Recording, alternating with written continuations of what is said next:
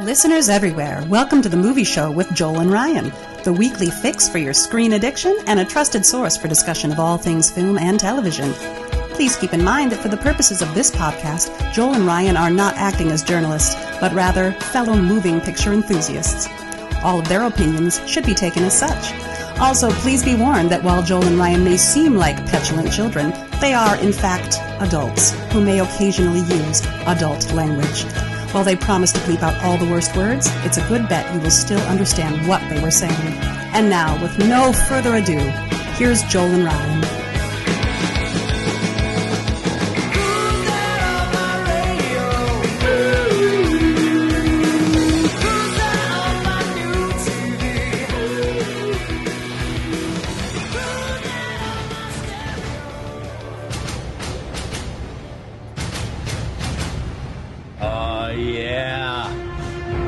It's happening.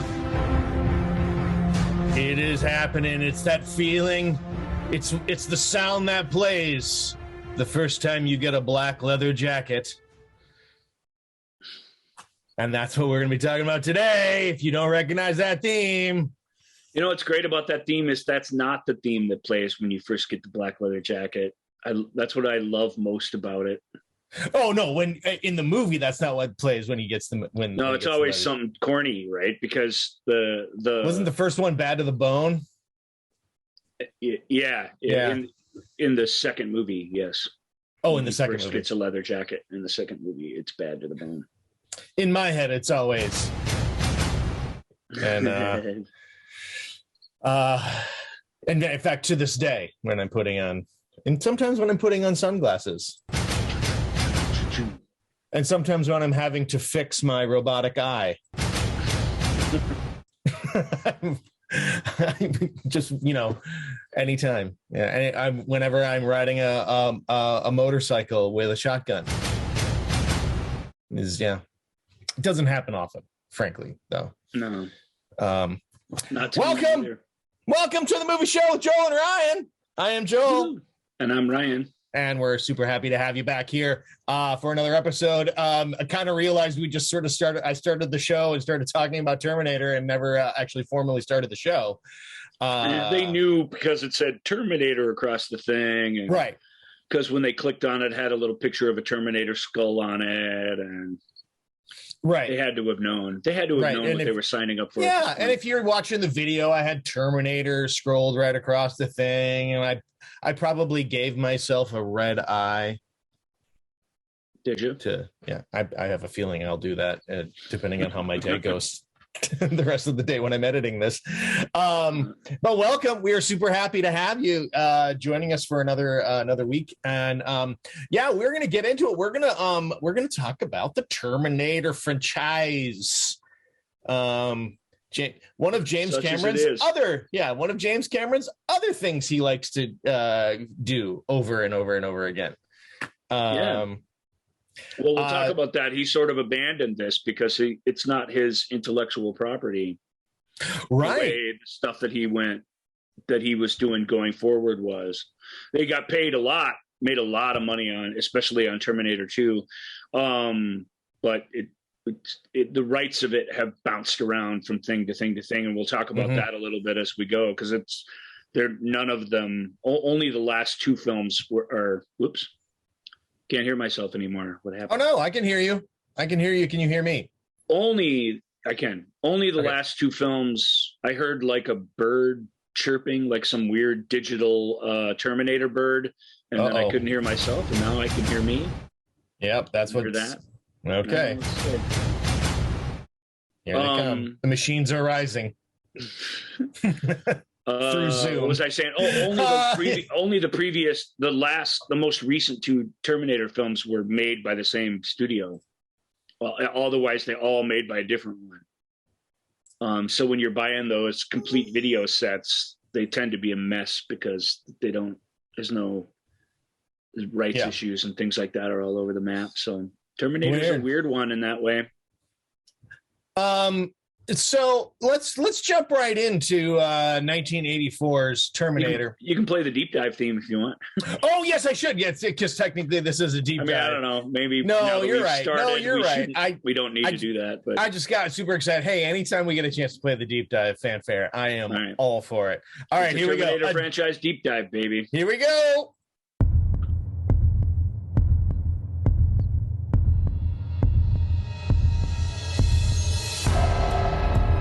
Do a deep dive. Deep dive. Deep dive.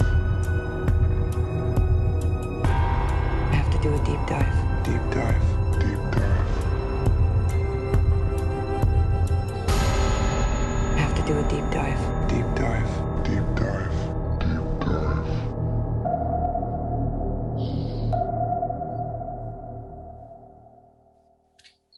What I didn't realize going back to 1984's The Terminator is that this dystopian future, where the machines have taken over everything and are trying to eliminate us, is that's from the year 2029. Is it?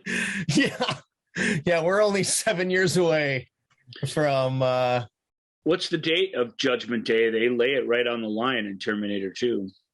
It is hasta la vista, baby. What the heck is that? Because I think we've moved beyond that at this point, well beyond it. But of course, that's the point of that movie. This is where sometimes IMDb and me do not get along. No, I don't know that IMDb would be much help with that. It is something you kind of have to Google. I'm sure people ask it from time to time. What day is Judgment Day? Mm-hmm.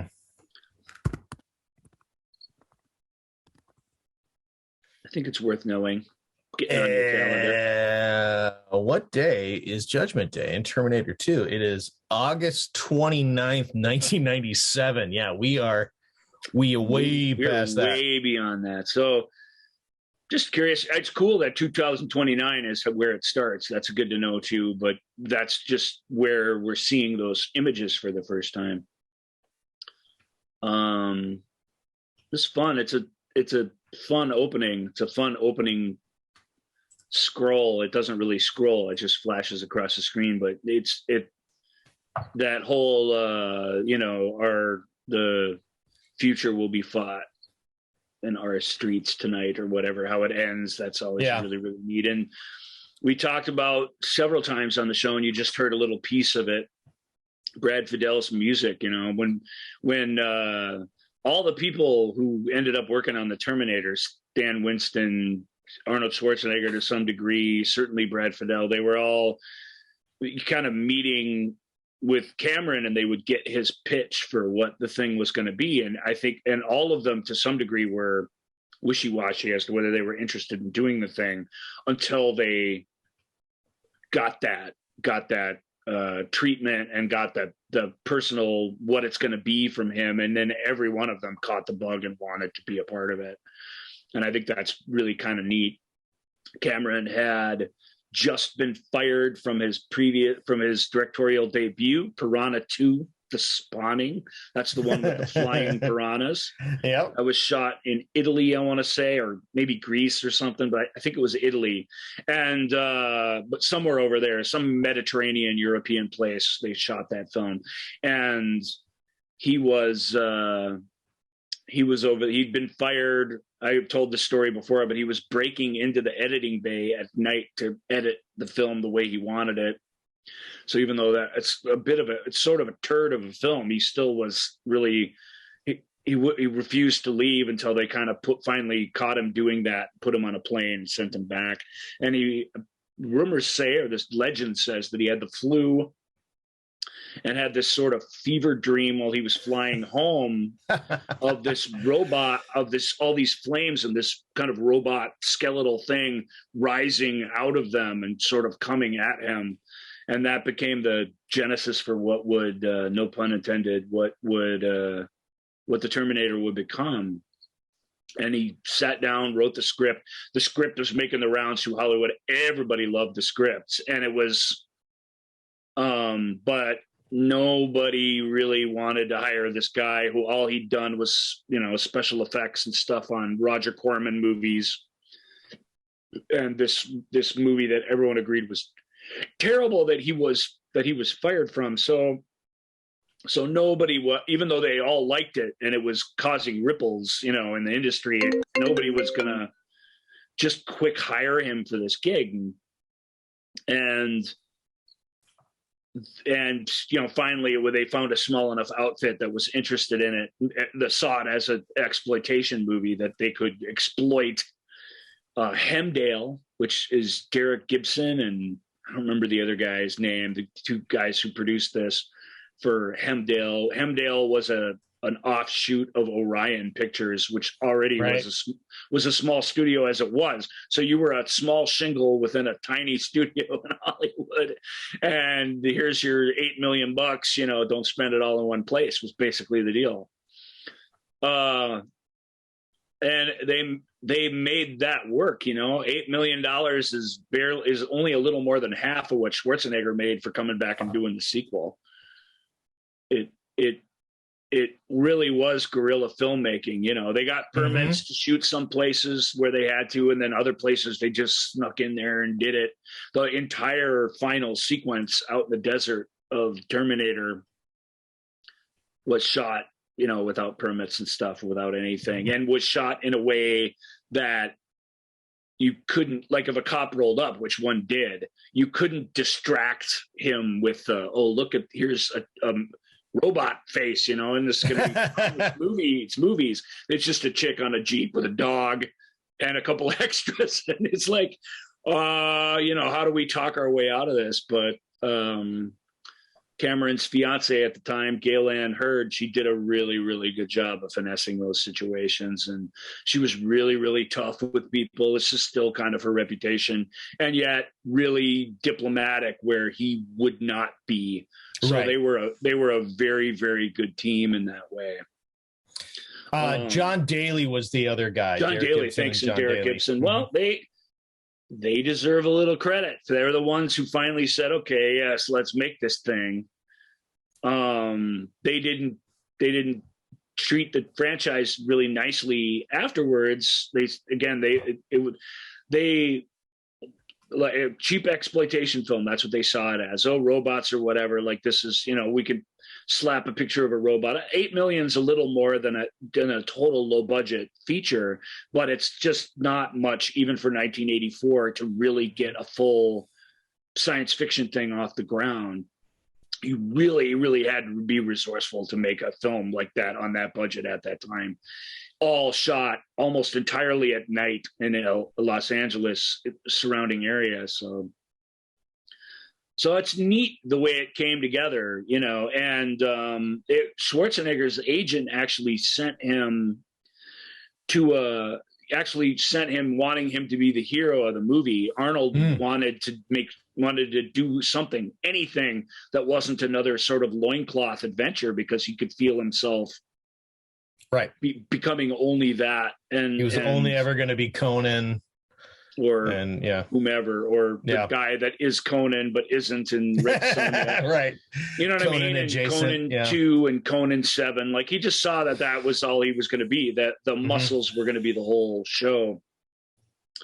So, and that was the concept, that you needed to send this, that really was the concept. It's right in the script, that you needed to send this badass, tough dude to fight this Terminator, which was this infiltration thing. The Terminator at the time, there were a lot of different ideas. The studio really wanted O.J. Simpson to play the Terminator. That didn't come to fruition.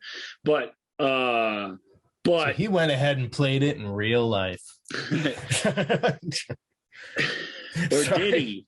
Or did he? I don't know. Yeah, he probably did. But he probably, sorry, I did not mean to derail it. It's still infuriatingly hard to say for sure. And so he wasn't it, but that's the idea. I think Cameron, if he'd have gotten Schwarzenegger or somebody who had been a name above the title in movies to play the hero, to play the Kyle Reese character, then the Terminator really could have been just whomever. And the guy that he wanted the Terminator, and there's a ton of conceptual drawings of him as the Terminator, is Lance Henriksen, who he'd worked with, the only actor he was carrying over from Piranha 2. And that would have been neat, because here's just a guy, although Lance can definitely have he has something sinister about him when he wants to have that.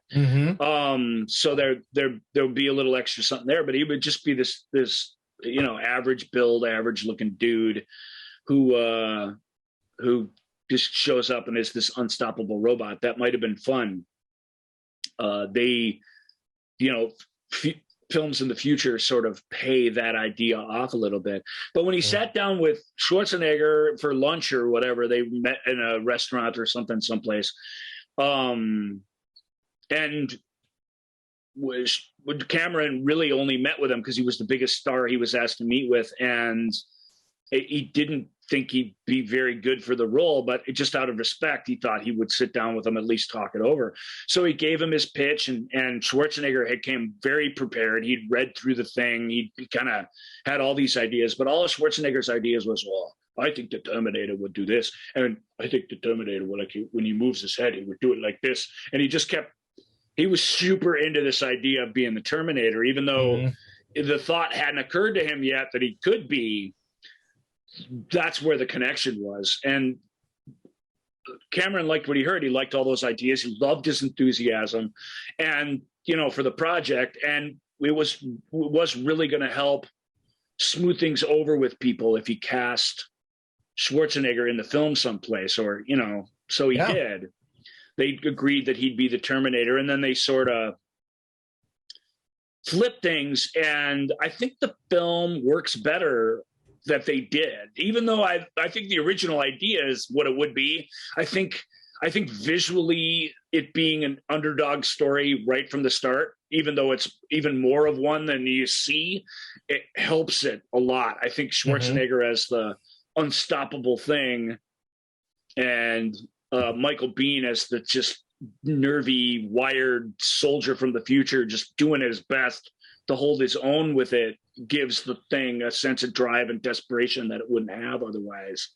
So I really do believe that whenever that flip happened, it was for the best. And Lance still got to show up. He's got a little part, which once we start working through the movie, we can talk about a little bit, because it's pretty entertaining. And he absolutely makes the most of his screen time in the film. And that's pretty much it. Then after that, we're off to the races. They had to find young heroine for the story, who really is the main character of the movie. Right. And the film, it's not just, it's a surprise that she's the main character. It's the film makes sure even though the film makes sure right up front that this is who the story is about. This girl who's got all this bad luck. You see her at her day job at the cafe, and you hear her getting stood up for date night. That's on the answering machine. They've got that great answering machine. Ha ha, you're talking to a machine. The film's actually full of puns and gags and technology related jokes like that are throughout, but it's funny how none of them land with an explanation point. It's amazing when you go back and watch Terminator, what a subtle hand Cameron has when he's directing this stuff, even though he wrote, and his writing can be very deliberate and very, honestly can be very corny. And Gail Ann Hurd had a term for it. I can't remember what she said, but it was like, your stuff needs a rewrite. It needs to be toned down from this sort of, I don't remember the term she used, but it was perfect. She nailed it, as you expect somebody's ex-wife would do. Nail every weakness of you. But they're still friends and still friendly, so that bodes well for the thing. He's been married to a bunch of folks. They all still get along to some degree, maybe because there aren't any kids involved. Perhaps it's hard to say. That might help a little bit. Maybe it hurts a little bit. Sometimes it helps a little bit. Helped Demi Moore and Bruce Willis, right? Sure. Yeah, they were the famous Hollywood couple that when they got divorced, they still would show up at each other's birthday parties, and they would do everything together. And and remained a partnership in the family that was for their children. And people asked them how the other famous people get divorced. Come on, how did you guys do it? And Demi Moore says it's maybe sounds weird, but we just decided to do it. You know, it wasn't some automatic thing. We said we're going to do this, and even if this isn't working, we're going to fake it. We're both pretty decent actors, and eventually you fake it till you make it. It literally is that kind of thing that we carved out the life we want for each other, or as they would say in the Terminator movies, there's no fate but what you make for yourself. It's a neat story, and it's makes me happy for some reason. I'm not sure why. But anyway, back to Terminator. What'd you say? 2029. Very cool and well realized, although very two-dimensional, but still very cool vision of a post-apocalyptic future, you know, that, and it's kind of amazing. Terminator 2 pulls it off to some degree, although we don't spend as much time there in that film. All the rest of these movies who've tried to show us the future wars and stuff, like, they just fall completely flat trying to show the future. That nothing comes close to the nightmare that we experience at the beginning of this movie visually, or the flashbacks that our bodyguard soldier has throughout the film. They are extremely powerful and just make you feel like truly that it's hopeless. What's left of humanity is nothing, and it's kind of awesome in that way. Not to mention that just from a design standpoint, Cameron's designs of these like shiny chrome flying and driving tanks and jets and killing machines, very cool. Like, there's nothing quite like that either. They do sort of all look like they're made out of aluminum cans or whatever. There's a lack of dimension to them. There's a lack of like that George Lucas sort of dinged up, lived in quality to them. But that's what's so cool about them, is they look like things that machines would make for themselves to kill us. And I always think that's really, really neat, and continues to pay off. Right. And then what happens? A really brilliant cut from the creepy future to that garbage, hydraulic forklift on the front of that garbage truck. So you're not really sure if you're in the present day or not until the camera pulls out and shows you, oh, it's just a normal garbage truck. And a lot of these guys, all these extras at the beginning of the movie, they're not extras. They're featured players, really, because they all have lines and stuff, but their lines they're all barely audible. This guy's line is, "What the hell?" Yep. But there's something brilliant about it. The bum that Reese steals his clothes from, his lines are like, "Took my pants, man." And they're sort of buried in because I think it's all ADR after the fact. So I think there's no attempt to sync up what they're saying with their mouths are doing. It's really, you kind of don't really show the people, and then you put the words in there wherever they fit best. It's very clever. It's a very clever, low budget way to do these scenes. And yet I remember, of course, I've seen this movie a million times, but I just remember all these little bits of passing dialogue. Do you remember, Joel, who the cops are actually looking for, the name of the guy, when they think they've spotted him in the alley, even though they've spotted our hero? No. Rafferty. Why that's a line, I don't know. But wait, they're push the spotlight down the window. They see him down there, this shirtless guy, and the cop says, "It's Rafferty." And that's why the chase happens. It's not for any other reason. It's not because, hey, it's some weird guy from the future without a shirt on or whatever. They think he's somebody they're actually looking for, which is why they chase him. And that one line takes care of all that for us, and we can get into this action with 2 words. And he's got to run from him. He's being arrested is not part of the mission at all for Kyle. But of course, I skipped over the big thing, which was the Terminator showing up, walking across the planetarium up there, the telescope up in the hills of Hollywood, basically.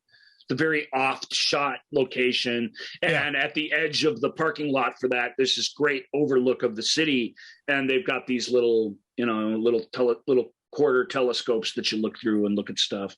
And four Sex Pistols fans basically are hanging out by these things and fighting with each other. Most famous of which is one who's very conveniently Terminator sized. and the most famous of which is Bill Paxton, who does a really nice job in this scene. Bill Paxton. I think Rick Rossovich from Top Gun is another one in there. No, Rick is, or is he one of the cops? No, he's what's her face's roommate's boyfriend. I'm gonna mess you up, man. Oh, that's right. He goes one-on-one with the Terminator, and he doesn't really back down. He goes into berserker mode, but he gets killed pretty brutally, actually. He's the one that calls up his girlfriend, leaving the dirty message on the machine. Remember? Mm-hmm. That's Rossovich. Now I do. Yep. And Michael Biehn, Bill Paxton, Rick Rossovich. I think that's it. But all three of those guys were just in Lords of Discipline together, based on the Who's the Cat, Pat Conroy novel, the autobiographical novel about his time in at the military school. So they'd all done movies together. Bill Paxton and Michael Biehn have done 6 movies together, I believe. That's over now, but that's a lot. Yeah. And you remember a couple of them, but you don't really remember them all. And Rossovich also showed up in Navy SEALs, so they were all 3 of them in that together too. But they shared no scenes in the Terminator, even though they're all in it together and are definitely friends in real life. Terminator, in brutal but almost PG way, like, dispatches these guys. He reaches into one of their chest and pulls out his heart basically in his hand, kind of Mola Ram style. Or maybe he doesn't pull out his heart, maybe just his hand's just all bloody or whatever. Black goo. He's making a fist, and it's harsh. He's just a guy. And if you when you bought your ticket, you knew what you were getting into. This is a robot or whatever, but the film plays it like it plays it in slow reveals, which is very, very rewarding either way, which is fantastic. If you knew nothing, if your friend just said, hey, sit down and watch this, the way you learn what he is and what all his powers are is pretty amazing. And this is the first time where he could still just be a really, really strong guy, or, strung out on PCP like Hendrickson's character claims he might be. But this is unusual. Beating these guys up is one thing, but like putting your arm up into somebody and killing them is something else entirely. And the film's kind of rolling that out for you. Now that you when you say that, that Daly and what's his face, Gibson, really just viewed this as an exploitation, violent exploitation film. All of that makes so much sense. Well, it's what it is to a large degree, but of course it's the storytelling so much more than that. That's the thing that's kind of because it's both. It is absolutely a movie full of super violence, car chases and really, really kind of horrific, nightmarish stuff done on the cheap, basically with puppets. I mean, there's nothing that's puppets. You got a prosthetic head. You got all this, it's nothing that hadn't been done before in other movies, but Cameron learned in those Corman films, and he worked on, I don't want to say the best Roger Corman films, but he certainly worked on the best looking and that had the best special effects and the best editing of the Roger Corman films that came and just previous to this. And that's because of Cameron. He's just amazingly inventive guy. And any problem that you gave him to solve, you'd find a way to do it in this really, really cool way. And this film is loaded with that. It's super, from scene to scene to scene, it's just super ambitious. And I can't spend the whole show talking about it. I said I could spend half the show talking about it because it's by far the best Terminator movie. And we're barely into it at all. I don't know. Maybe we'll just go through the Terminator. I didn't really do a chapter list, so I don't know if I can just do that off the top of my head, but maybe. And then we'll do the sequels later or something. We'll see what happens. Thanks, everybody. While I thought that through. Well, because it wouldn't be the end of the world. I even said, well, I want to do a Terminator franchise show because, let's do that. Because it's like the Jaws show. These films, none of them go off the rails into absurd badness like the Jaws sequels do eventually. But there is this floundering, like everybody has their idea of what a Terminator sequel is going to be. Nobody even close to lives up to the premise of the thing. There's a question on the Terminator franchise as to whether it's a worthy franchise at all, or whether this material is worthy of having 6 movies or whatever. I kind of don't think it is. Well, I don't. That's a weird sidestep to take when we're right in the heart of the best movie and it's just about to get really, really super good.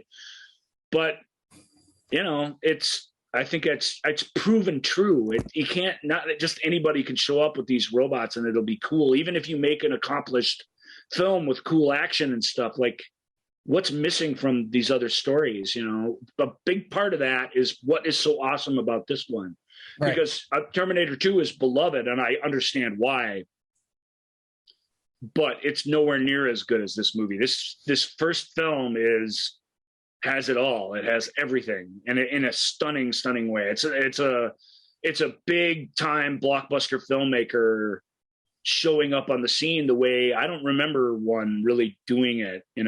They all tried to act like, well, John McTiernan or Rennie Harlan was the next James Cameron, but none of them were. And They tried to act like Cameron was the next Steven Spielberg, and he kind of wasn't. But he certainly operates on that level. And Steven Spielberg had, he had to work his way up to this. Right.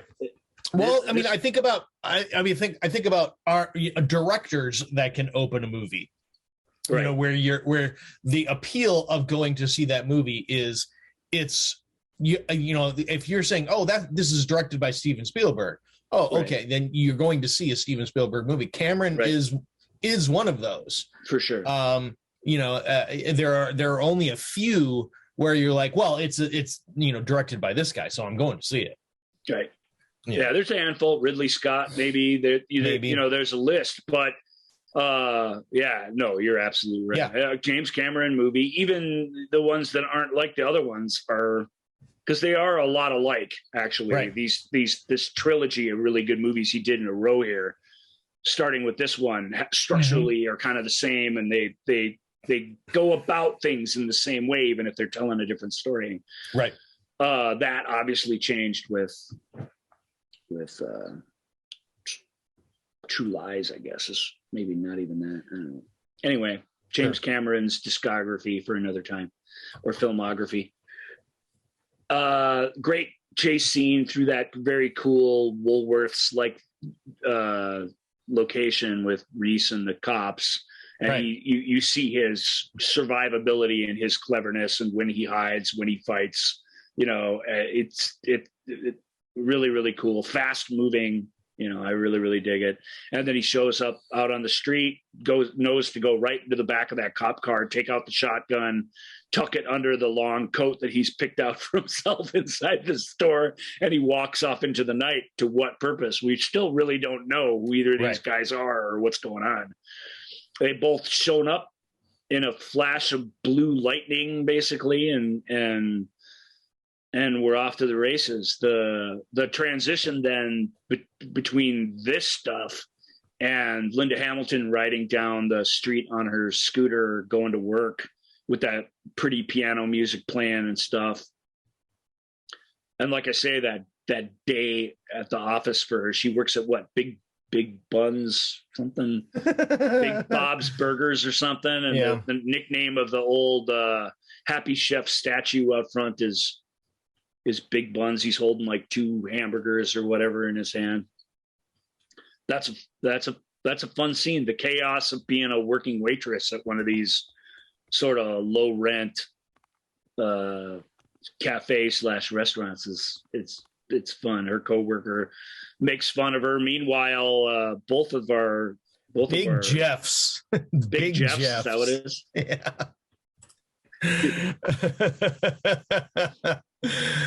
It's fun. I still know all that. The whole scene where she's who ordered the burly beef? Well, I ordered the roast beef. Okay. Like she's got all the wrong stuff for the wrong customers. This is funny bummer, tips a glass of water over on somebody. I enjoy that scene very, very much. And then meanwhile, I don't remember what we see Reese doing. I guess he's looking up Sarah Connors in the phone book, right? They both do that. Right. That's how they zone in. So I don't know, where would you even find a phone book these days, Joel? We still get for some reason they still make a yellow pages. Hey, I know, for businesses, but and they still send them around. So they're out there. I'm just saying, if without payphones anywhere, which they're almost nowhere, right? And even the payphones that are out there typically don't have phone books hanging from them anymore the way they used to. Just an interesting idea. I don't know where they would. This is a really easy way to zone in on the 3 Sarah Connors in the upper Los Angeles area, basically. Yeah. And they both use the same thing. And unfortunately, the first one listed alphabetically in the phone book, there's this, I guess he goes and gets his guns first, doesn't he? Our Terminator. We can't skip that, right? That has Dick Smith in it. Yeah. Gun control. There it is. There's a waiting period for the handguns, he says. Those were the days. That's still the case. But the rest of these massive killing machines, you can walk out of here with these right now if you want. Yep. Because the idea being in the gun laws at the time that you can't conceal a giant weapon like that, so that's okay for you to buy that right away. But a handgun, you could sneak into someplace with and do real damage with. As we find out, these guns all do a lot of damage. Right. So he goes and buys, and then of course he loads up the shotgun right at the counter and shoots the poor guy who owns the place. What does he say? Phased plasma rifle in the 30-watt range. Yeah. Hey, just what you see, pal. Uzi 9mm. Yeah. I'll take it all. Hey, I'm going to close early today. It's sad. That whole scene's full of irony. I feel bad for that gun shop guy. I do. It's like, okay. I do. It's like, what? He's thinking, man, this dude, you sure know your weapons, pal. Dick Smith, plus he's just a really good actor primarily from Joe Dante films, but he's in all kinds of B movies. And what's great about Dick is that he just, again, even this role where it could be super winky if he wanted it to be, he doesn't. He plays it straight so that we're not leading to some punchline at the end of the scene. When he gets shot, it really is kind of real and horrific as it can be, given this is a minor, semi-obnoxious character that we don't really have our hearts invested in. But I like that scene a lot for that reason. I like that he tries to buy something that's from the future and not there. I think that's a nice touch. And then he rolls off, and there's that scene of the little toy in the parking or out outside the sidewalk off the little curb there that his car that he's stolen runs over. There's the great scene where he pulls Hillbilly Jim or whatever out of the phone booth so that he can use the phone book. Even that scene, that guy's lines. Yeah, I broke down over here. I don't care what you're doing. Come get me. You're right. There's those little elements are what help give this movie life. Hey, it brings Los Angeles to life. It makes it feel like it's populated with all these interesting and weird people. Yeah, they really it's are not fully, just. Yeah. I mean, it's not just it's not just it's not just I want the plasma thing, and it's not just I don't know what you're talking about. It's hey, just what you see, man. There's a flavor to that is that really brings this movie to life, and and it's like whether it's Sarah Customer going, who gets the burly beef? I heard the barbecue beef, and just her just saying over and over, who gets the burly beef? And she's keeping and she's not being a bitch about it. She's keeping a smile on her face. She's trying to keep everybody happy, you know, trying to get a good tip and get on with her life. There's tons of voices and tons of little bits of personality spread throughout this thing, and anyone who has a semi-featured role really absolutely the filmmakers make sure that they get the most of it. And we'll talk about, there's a bunch more coming. We'll talk about them each step of the way. So this assassination, I don't know if we want to get too into the weeds, but on home video, one thing that's changed fairly dramatically, and this is one of the places where it for the worse. Cameron, when he was given a chance to remaster this, it updated the audio on it considerably. Couldn't make a surround mix at the time; it was too expensive. So the film was made in stereo. They had to do it in a hurry, so all the gun sounds and really everything was minimal. The film's action scenes are filled in with music primarily. Cameron told Brad early on in the process that you're going to be responsible for the soundscape, a lot of this stuff, because we just don't have the time or the money to really fill the world with realistic sound. So, and Brad definitely, that screeching, whistly sort of sounds that he has, and the big fast electronic drums that are rolling throughout those car chases, some of the best car chases on film, I think. It's really one car chase that's in two parts, but still amazing. But one thing he did was he put all these realistic sounds of these weapons in, and this scene where he just comes walking up this person's this little rambler house in the valley or whatever, and it's horrific because it could be any of our houses. Like it's deliberately told in this way that where everything is familiar except this weird robot guy dressed like a punk rocker, you know, dressed as badass looking as he can be, just because that's who he ran across first when he showed up here in the past. Right. He comes walking up, and the woman opens the door. She leaves the chain on the door, which that chain's not going to stop anything. And you know, all of those thoughts, you're already having those thoughts as you see this choreography laid out. And he asks her if she's Sarah Connor. She says yes, politely knocks open the door, and she kind of falls over, and you don't see her get all shot up, but you see him shooting. Yeah, you see POV of him raising the gun. Her POV, which really puts you in the action. But the gun, if you pop in the Blu-ray or you watch this on streaming today, the gun sounds like pew, pew, pew, pew.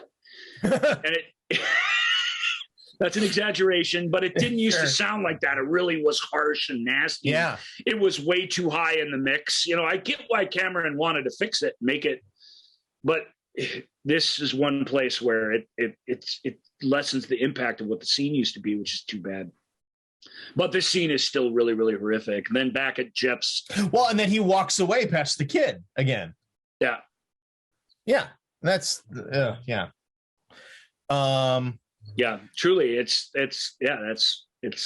harsh. And you just get whatever this thing is. This is obviously that emotionlessness and all that this scene does a lot of work for the rest of the movie. It is a cheap, horrible murder scene, so so you're getting the exploitation that you want, but kind of not like this, in this way that it's just really, really harsh. At least not so much at this time, because nothing's really being telegraphed, and yet you feel everything. A lot of things in this film, even though he goes out of his way not to telegraph stuff, it's by the time this movie's about half over, everything is telegraphed because you've seen this Terminator do these things, and you just know that there's no stopping it, period. Yeah. That starts here. And another weird little bit that happens is Linda Hamilton's coworker grabs her, pulls her back to the break room to show her the news report of Sarah Connor being murdered in her suburban home. Yep. You're like dead, some kind of joke, which it is. I mean, what a weird coincidence. I can see why. Yeah, if you're just sitting there and all of a sudden you're like, Sarah Connor died, and you're like, what? No, you're dead, honey. You're dead, honey. Yeah. And Linda's great in this scene. She gets why it's ironic, but sort of rolls her eye at it. What an awful thing to be joking about. But that scene plays pretty cool, and it's important she sees that because there's 3 Sarah Connors in the phone book, and when she sees the second one, there's real problems. I mean, that's her reaction to that is kind of amazing, given that she has no context for what's happening. Well, that gets us to her roommate and her roommate's boyfriend. What's his name? Matt, maybe? Matt. Yeah, of course it's Matt. I don't know how I forgot that. Basically, because I forget names. It is fun that the guy who calls her up and because they're all going out on a double date together. The guy who calls her up and says, really sorry. And he does it really nice. That's James Cameron's voice. James Cameron, yeah. Yeah. Doing a pretty decent, and he does that. He shows up on the radio. He doesn't make cameos in his movies, but he makes voice cameos in them. Not every time, but occasionally. And this one and the helicopter guy in True Lies are the best ones. Probably they're the funniest, where you can kind of recognize him, and it's a moment where that's not so intense that you can't have that there. Like, he kind of picks the right spot, and he gives a decent line reading. This guy's not a bad guy. Didn't mean to do this. He's just being kind of ineffectual about it. Look, I'll call you. Really sorry. He says he's sorry twice, but you can just feel and you can feel that this has happened before. And her roommates and Matt's relationship is steamy and fun, and it's everything you should get to have when you're young. Rosovich is a strapping, hot young guy, and she doesn't have that. She's got this dude who's, it's just happened before. The way the roommate reacts, she's like, "Oh, that's Saturday night," or whatever she says. It's criminal. You shouldn't let him get away with that. They also own a lizard. I don't know what the deal is with the lizard. I guess false jump scare by lizard is at least it's not a cat again. That's all I can say. I don't know. Yeah, it's kind of funny. Maybe that was just his take, is going, well, if we're gonna do the false scare, let's make it. Maybe something... they had a lizard. I don't know. It's just an iguana. A lot of people had those as pets, still do. They don't make great pets, but they're not the worst. They move kind of slow, even when they get out, which they always escape, like they do in this movie. They don't go very far or cause much trouble or destruction, so they don't chew up your couch cushions or anything like that. Mm-hmm. So yeah, false scare by iguana. Then she's like, "Well, I'm going out. I'm going to go, get pizza and watch a movie or something. See you later." She gets. She dresses down. She puts her jeans and shit back on. Doesn't have to look pretty for this guy anymore. And heads out. And when she's eating a slice of pizza, it's just real tragic. She doesn't even get to eat the pizza before she sees the news. I always think that's something about that. Although it's smart, you write it in a way so you don't have to have a character eating for a bunch of takes or have a fresh slice of pizza every time. It's very clever. So they give her this great floppy piece of pizza that she kind of has to hold just right so that it won't, completely fall apart. And she's about to take a bite out of it when the news reports another death of another Sarah Connor. And the guy behind the bar is about to change the channel. And she's like, no. So it's one of those things. And now she's scared. Somebody's out there. They're out there killing us. Sarah Connors, yeah. She goes to the payphone, and the payphone, she kind of tick, tick, tick, tick, and the payphone's out of order. So this whole sequence is just really, really fantastic. Yeah, you know what we missed though?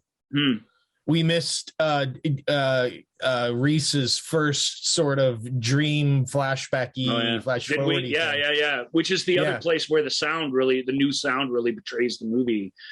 Yeah, we see him do the phone book business, and then we see him basically stealing a car, and he gets to sit down in the car for a second. He hasn't had a moment of rest, right? And he's stealing a car, and this is very clever, right outside a construction site. They don't usually do construction work like this at night, but whatever, we'll we'll look the other way on that. There's these cranes and stuff and tractors and things like right next to him on the other side of this chain link fence when he's ripping off this car, and he kind of lays his head back, and those sounds take him back, to the first of a couple of flashbacks. And this is the one where they're out sabotaging hunter killers, and his friend dies, right? Yep. Yeah, him and this girl, they're about his age. They're got these little bombs, and they're out there taking out these tanks and stuff. But one of the flying ones finds them, and it's a fantastic future. Again, the future that you see the sort of tractor. What are those things called on tanks? The tractor, the treads, moving, and that sort of dissolves into the future things. And as you pan down, you realize the treads are rolling over a bunch of skulls. It's a little on the nuts, but for these brief appearances that the future war makes in this film, it's really ambitious that there are any of them. So I appreciate you pointing this one out. And they're just really, really well done. He gets into he loses his friend, the hunter killer from the sky, or the one they blow up sort of gets it before it blows up.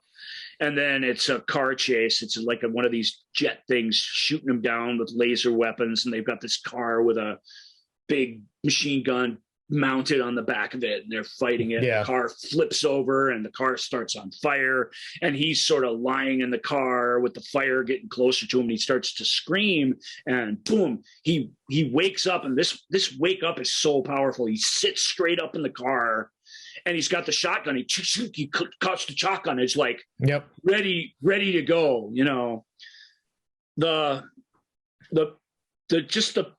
The way this guy is made by a future of this kind, it's played with such power and consistency by Michael Biehn. This is such a good performance by him.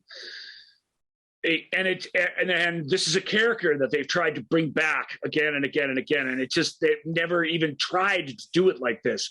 This guy, he's this big bundle of wounds and nerves and nightmares and that's what he is. And that's every movie makes, every eye twitch that he does. It's every bit as nuanced a performance from that standpoint as the Terminator is. He almost didn't get the part. They really, really liked him. They liked his tape. He'd been in a couple of movies. He'd been in a bunch of movies up to this point, but nothing really big. But they liked him, and he's Michael Biehn he didn't really grow up there. He grew up in California, but he was born in Anniston, Alabama. And he did his reading with a Southern accent. Right. And they called his agent and said, hey, he's in contention. I mean, he's really, really great. We'd like to have him back. But can you ask him, can he lose the Southern accent? She's like, what Southern accent? Like, well, he pretty much did the whole thing in a Southern accent. And he had another audition that day, or was working on some workshop of Cat on a Hot Tin Roof, and just came with that without thinking about it, which is can happen to you. I mean, so she said, yes. What was she going to say? Sure. You want him to what? You want him to shave his head? You want him to be pregnant? He'll do whatever. Right. So they sent him back without the Southern accent, and he got the role. And that's a relationship that's paid dividends for both parties throughout all these films. But it's just so good in this. And it's easy to forget how good he is because Linda is such a revelation. She truly is. And because the Terminator is such a force to be reckoned with. And the film makes sure that this guy, as awesome as he is, and Kyle Reese is as awesome as they get, and he does some really amazing stuff in this film, it's not enough to stop this thing. She has to stop it in the end. That's fantastic writing. It's really, really makes the thing sing that she becomes the thing she's prophesized to be. And out of necessity, out of circumstances that feel very, very real. But because of all that, and I wouldn't change it, a thing involved with that story arc, you just forget how really cool a character and a cool, amazing a performance this is, because he is on the spot. And this sequence, this future war sequence, where it's all by the numbers until it isn't, and him waking from this nightmare and just quickly shaking it off and driving quietly into the night. Yeah, that's a scene we should not have skipped. It's fantastic. Everything about it is fantastic. So cool. Right. So back in the pizza place, the phone's out of order, of course. And it's bad luck all around. They're giving a phone number to call, if you know anything about these crimes. So she's trying to call that number. We meet Paul Winfield and Lance Henriksen's characters, a couple of detectives, detective sergeant and other detective lieutenant, maybe head of detectives for this particular precinct. And their shit with the cigarettes and the coffee mugs and the whole, it's too busy, honestly. But I don't know how much of it's scripted and how much of it is these guys playing around and trying to just fill these scenes with stuff. But they are truly, truly filled with stuff, and it's fun because they are, until they aren't, they're comic relief characters. And Winfield and Henriksen are both absolutely more than capable of doing that, of giving you the clown show for fun. And then when things get serious, being believable and stuff. So they do a really, really nice job of that I really, really dig.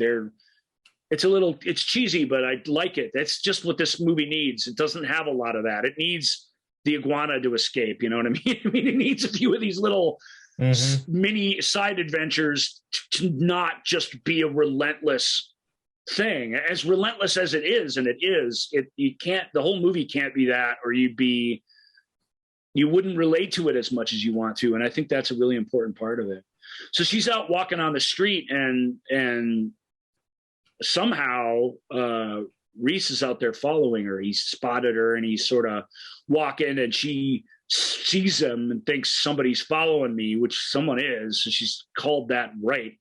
And she ducks into this dance club, Tech Noir, with some great, I've talked about, you got to go way, way back, but I've talked about Tawny Kane on the show before. I don't know. Yeah. I don't even remember why, but she and her husband at the time, Jonathan Kane, the keyboard player for Journey, wrote 3 great songs for the Terminator that all play in this club. It's weird that the club would play 3 songs in a row that we don't know and that are by the same artist, but that's a different issue. They're Pat Benatar sounding tunes, it's like a poor person's Pat Benatar. That's what they were going for, and that is what those guys delivered. So that's pretty fun. I remember the 2 of them. One of them's called Photo Play. The other one's called You Got Me Burning in the Third Degree, I think it's called. And I can't remember. Wow. I can't remember the other one. Those are good songs. I mean, Jonathan Kane, he was between Journey albums at this point. He was between Frontiers and Raised on Radio. He'd written a bunch of hit songs. He wrote Open Arms and stuff. So he knew what he was doing. He probably shouldn't have gotten married to Tawny Kane. That divorce was not a happy one, but whatever. Also, I'll just repeat because I think it's funny. I had that album when I was younger, not the Terminator album, but her album that came out the year before. And I thought for decades that her name was Tane Kane. Oh, Tane Kane. It's Tawny. But, if you don't put that little thing on there, or even if you did and you're only 12, it's hard to, you know what I mean? Yeah. It's good. Tawny Kane, if you want to look up a song of hers, the Terminator ones are a good place to start. They're really, really good faux Benatar. So that said, we get another little minor performance here. The chick giving out the taking the change and giving out the tickets to come into this place because you got to pay a cover to get in, even though our hero's just trying to use the phone. It's the only reason she's here. But that punk girl behind the cage with the quarters all laid out to give people change, since it's, what is it? $3.50? $4.50. $4.50.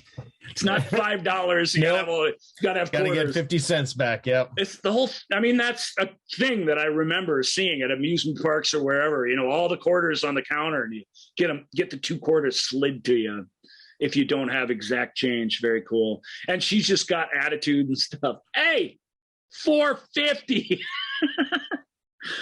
That's awesome. That's an awesome side character. Yep. And then all these poor white people trying to dance in this club. That's how it was. So I'm not going to, but it is weird when you go back and look at it. It's like, wow, they danced really, really bad, but I guess that's how it was in 1984. They dressed terribly as well. Mm-hmm. But that's captured on film. This really is a dirty, grimy, Pico Boulevard, Los Angeles sort of. It's not that grimy, but grimy enough for the effect to come across. So she gets on the phone, but of course she calls the number and gets transferred all over the place and stuff, and finally gets Paul Winfield on the phone, the cop in charge of the case. And he says, oh, look, stay there. Whatever you do, you'll be safe. There's people everywhere. Don't go anywhere. Don't even go to the restroom. We'll come down. We'll send a squad car down to get you, because they are all aware that they're in danger. The Sarah Connors are getting killed, and they're getting killed in the order they appear in the phone book. This has all been put together, and it's even on the news, which... that's a questionable choice, but he puts it on the news. Let's let these bastards work for us for a change. I kind of like that a bit. And man, I hate press cases, especially the weird press cases. Yep. Yeah, that's great. That's great stuff. So she goes and sits down, and the song's still playing, but the dancing is in slow motion. Everything gets really dreamlike. She sort of the Terminator is shown up in here. He doesn't pay his $4.50. They stick the bouncer on him, and he crushes his hand. And it's all happening in this sequence. This is the best sequence in the whole movie. This is it. I mean, for Terminator, it's kind of in slow motion. The frame rate is weird. It is slow motion, but it's this mix of stuff. Like it's not just a Zack Snyder slow motion action sequence at all. It's this brilliant, like worthy of Hitchcock build of tension, where Sarah Connor spots Kyle Reese sort of sitting at the bar, and she recognizes him from out on the street. He's followed her in here. She's terrified and doesn't know what to do, but she's kind of frozen in place. Schwarzenegger, who we already know is a killer, he's walking through the things, just stalking, not letting really anything get in his way. These bodies moving around are sort of parting naturally for him almost, even though they're crazily unaware of him. He gets up with that same pistol we saw him assassinate that other woman in her own home with, and it's got a laser sight on it, and he aims it right at Sarah's forehead as she looks up with these helpless puppy eyes in slow motion. It's just, and you're just like, yep. And Soldier Boy to the rescue, the shotgun, boom, boom, boom, hits him like 6 times. It doesn't even knock him down. It's stunning. Then he's got the Uzi with him, so he turns around and blah, blah, blah, blah, blah, blah, just starts firing into the crowd at this place. There's tons of awful collateral damage in this. Yeah. I always, I used to, when I was a kid, I'm like, ooh, I would want to be the guy, or I would want to be Chewbacca or whatever. I mean, nowadays when I watch a movie, I'm like, I'm that guy that the monster steps on, Yep. I'm like, that's who I identify with when I watch these movies. So this was a harsh and incredibly violent scene to see as a kid in the mid 80s, but it still retains that because of the randomness of it. Because I guess because of the shootings that are in our world, I don't really want to bring those into this, but this is a guy with this weapon in a crowded room. People don't have any chance. Most people survive, but the people who don't, it's harsh and cold and random as to what you're doing at any given time that you get hit with these stray bullets. And it's just terrifying because of that. Right. Reese is diving behind the bar. There's all this glass to get shot up. That's always great. Glass falling on the hero. The Terminator chasing after Sarah, who's trying to get out of the bar down this little exit-only tunnel that they're running down. And he's coming at her. And again, he almost has her again. And Reese shows up and he plugs him full of shotgun shells again, and he this time at least he goes down with his eyes closed and everything. We think maybe he got him, but he didn't get him. His eyes open up, he sits his head up, he lifts up all those mechanical Terminator moves that Schwarzenegger worked out. And then the line that killed the rest of the franchise, but is the greatest thing ever in the history of movies, where he reaches out his hand to her and he says, "Come with me if you want to live." and it has all the meaning in the world behind it. Yep. And what can she do? What she can't even process what she's seen. We barely can, and we've been given the whole movie up to this point to get what's going on.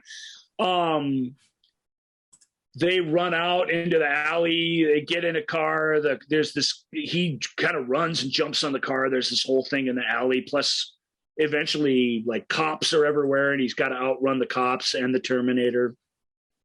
It's amazing stuff. I won't go into all the details of all the chase scenes because I don't know there's much value in that, but it's amazing stuff. I particularly love Reese aiming for the gas underneath the one car to cause an explosion in this alley to help slow the thing down. Everything he's doing is tactical and smart and is the best stuff. And he's the best shot.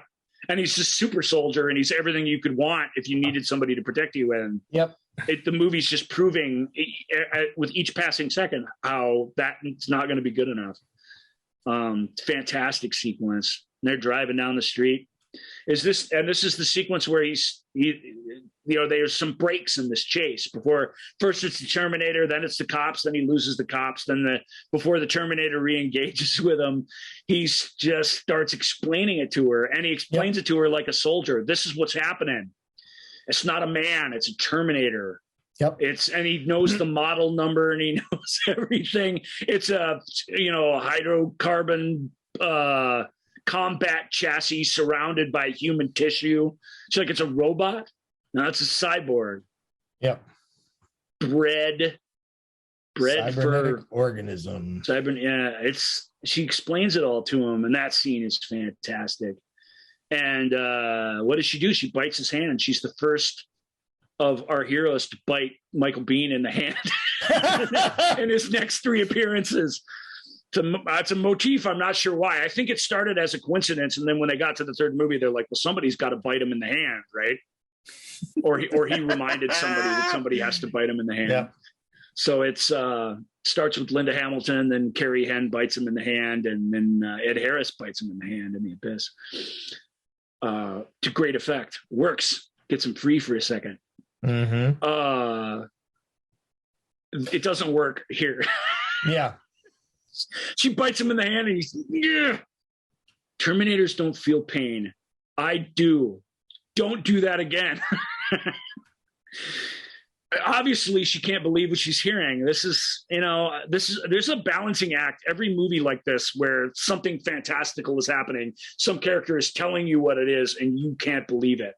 How long are you not going to believe it? What's the balance of that? You know what I mean? How much does your impending doom or your needs in the moment keep you from rolling with somebody who's saying a bunch of insane stuff? All that is, again, it's hit perfectly. When she starts to believe, how could she not? When the Terminator comes back and is fighting with her, and she's driving, they do this great, one of the best. You drive, and they switch places in all of films because it's hard to believe. It's always hard to believe they could just do that while they're driving, and they're going really fast, and you believe it. And he's shooting and shooting and shooting, and they collide into a big side of a wall or a building. And I like this segment, when it's right after she bites his hand, and he's like, the Terminator. When they switch cars. It can't be reasoned. It can't be bargained. It's never going to stop until you are dead. It's never going to stop. It's not ever. And then she just goes, "Can you stop it?" And he goes, "Can you stop it?" And he's like, "Maybe with these weapons, I don't know." Yeah, and it's like, to me, that's the movie, because it's like, well, I'm here to stop it. I'm here to save you. I don't know if I can do it. There's an underlying thing here that's weird. It's because of the circumstances. It's not because of some sort of modern way of thinking. But it's very important that in his dream that we saw him fighting with a woman, I think. It's a woman that's his partner that he's out fighting with.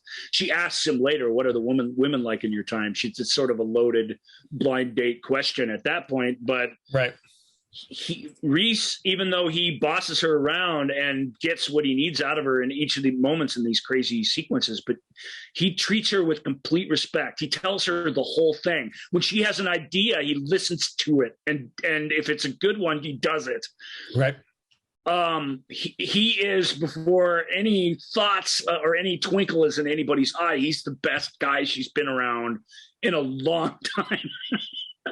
That's a subtext that's not a super important one in the movie, but we've set her up as being sort of mistreated by these guys and not believing in herself. And it's a tragic thing that happens to her. As she says in future things, you know, I've been there before and this sucks, being the Madonna for the savior of the human race. Like, who wants that? Yeah. But she's nobody. And this movie, she becomes somebody. She becomes somebody important. She becomes the most important living person on the planet for a time. That's, to see her not just accept that, but to grow into it is amazing. And a big part of that is part of it is he's, in a real tragic way, he's been conditioned to respect and believe in her as a messianic figure before he even meets her.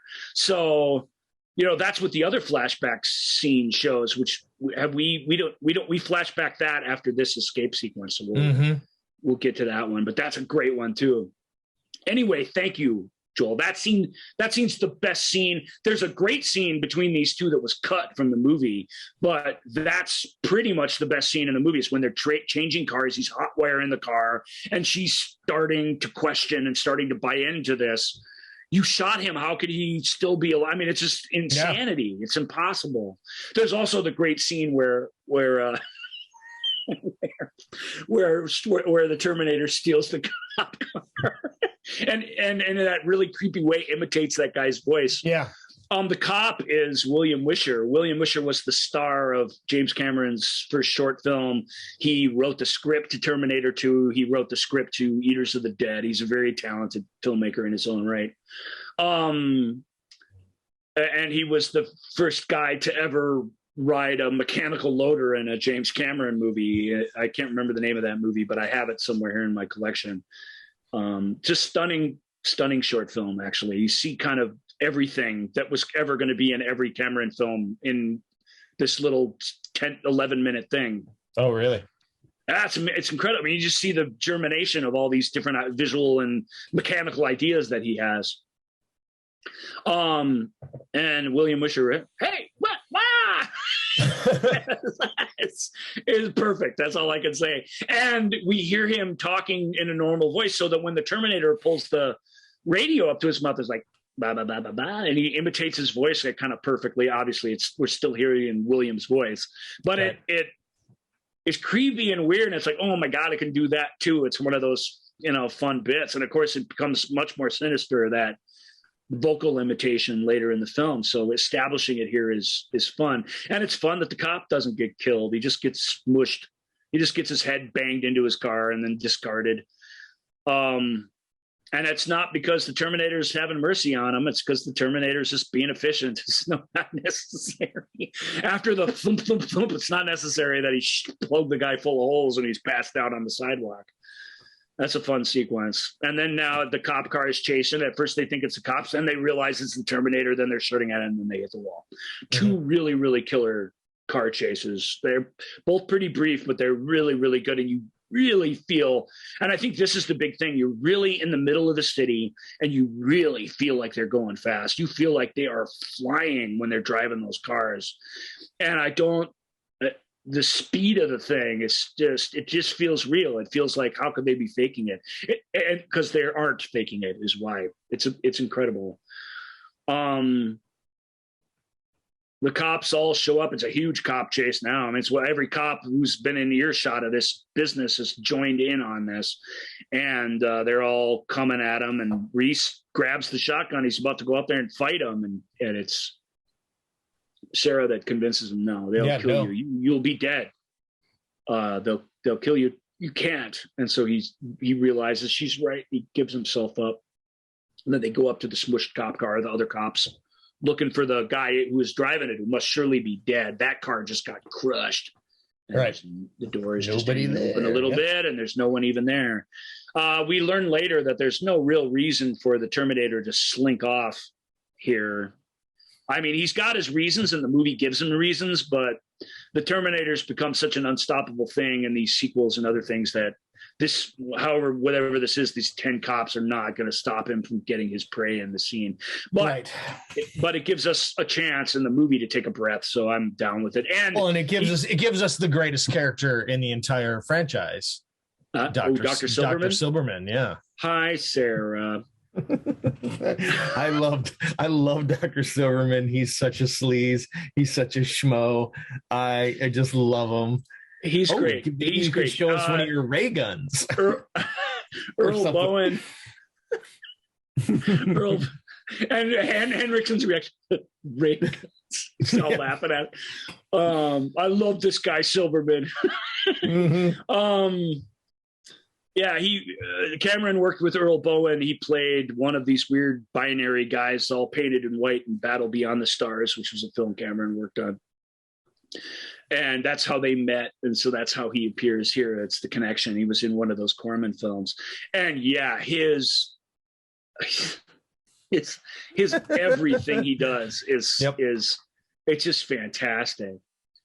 And he's got to sell some important exposition to us, which he does with Glee, which is that whole, let's just see how it isn't this, most paranoid delusions are intricate, but this guy's brilliant. Doesn't require a shred of proof. Well, why didn't you bring the ray gun with you? Yeah, that's the best one. It's like, that's a good question, isn't it?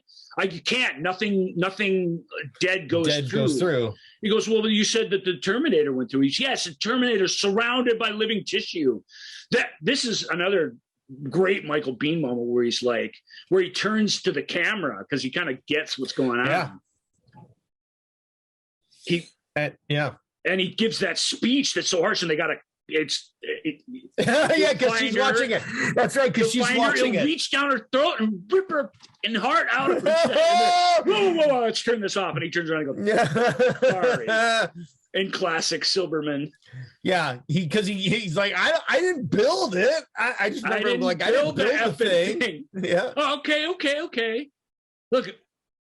Yeah, he's like, well, I'm not in charge of that. He's like, well, who's in charge? Look, I've answered your questions. It's fantastic. It's all seen on video, so we're watching. It's already happened. Yeah. But the examination by Dr. Silverman of Kyle Reese is fantastic. Yep. And then it's followed immediately by this litany of, well, of course, we can't believe it, but even she has a tough time believing it. How this guy could have been shot this many times. Here's a bulletproof vest.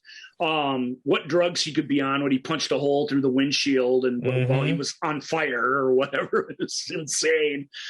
How all this was, and that's Henriksen's great. Yeah, he probably, broke every bone in his hand. He wouldn't feel it for a day. There was this guy once. You see this guy? Yeah. He always has a story. He's like, last week he had this guy who lit his Afghan on fire, had sex with it first or whatever. Oh my God.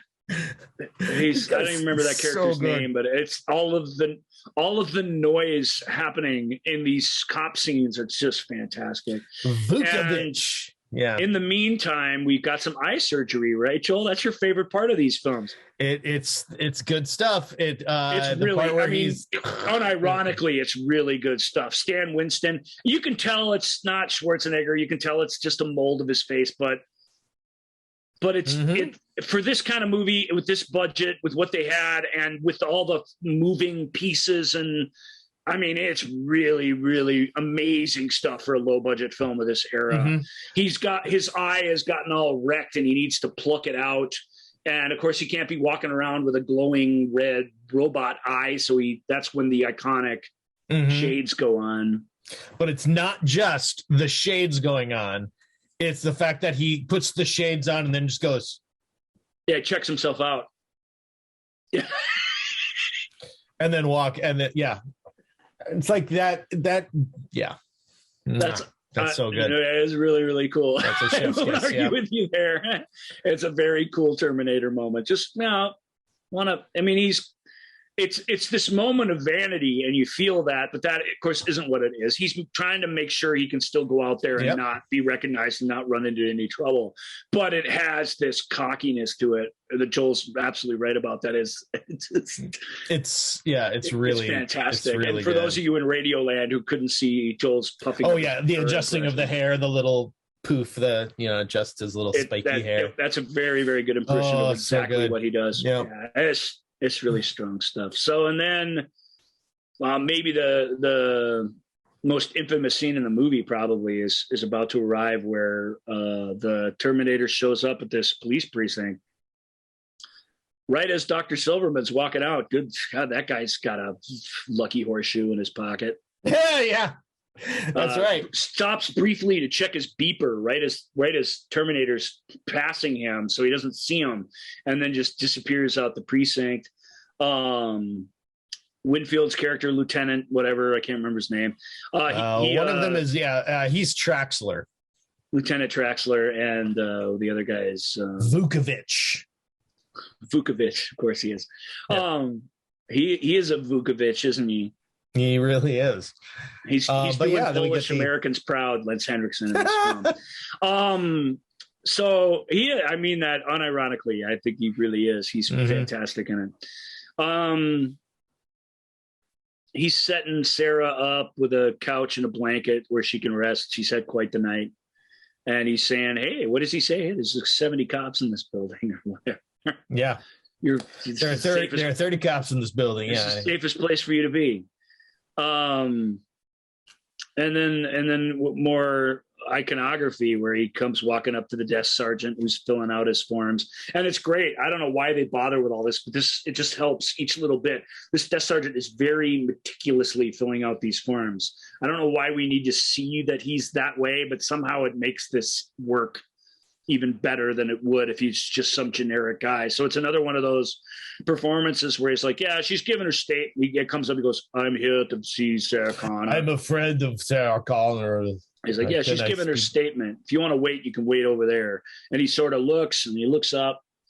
He's checking out where all the load-bearing structures are and everything. I mean, we know that after the fact, but you almost know it now. His weird looking up and surveying the entire room, and then the leaning forward and I'll be back. And Cameron said he knew that would be a funny line, people return to the movie or whatever, but he had no idea that everything he'd done up into the movie to this point made us already know how loaded a phrase that was when he says it. And of course it's such a signature thing that they put it in. It's in Running Man, it's in Raw Deal, it's in Commando. I mean, it's Arnold, became Arnold. It's it's Arnold's thing. Yeah, it became his signature thing, and it's used to mostly lesser degrees in all of them, including future Terminators. But here, you just know what he means. I mean, it's incredible. And of course, 2 seconds later, the guy's back to checking his boxes, crossing his T's, dotting his I's, and the car comes driving in, crushes the whole wall, crushes the whole little front kiosk thing back into the dude. He gets out of the car. He's got his weapons are hanging from him, and he just takes out this entire precinct one by one. And of course, we don't see Reese's reaction to it, but we see Sarah as she hears the gunfire. And the chaos breaking out, and she knows what's happening immediately. She knows this thing has come for her and doesn't know what to do about it. And he just shoots up the place. I don't know what to say. They start breaking out. They got a locker full of M16s. They try and break out to discourage him, and nothing slows him down or stops him. Not shotguns, certainly not these little handguns that they're walking around the office with. That great moment where the Terminator cuts the electricity off or whatever. I love the little scenes like that where he just opens up the thing. It surveys, we eventually see Terminator vision and what he's actually, the multiple choice sort of life this thing leads, where it's given all these options and then it chooses which thing to do.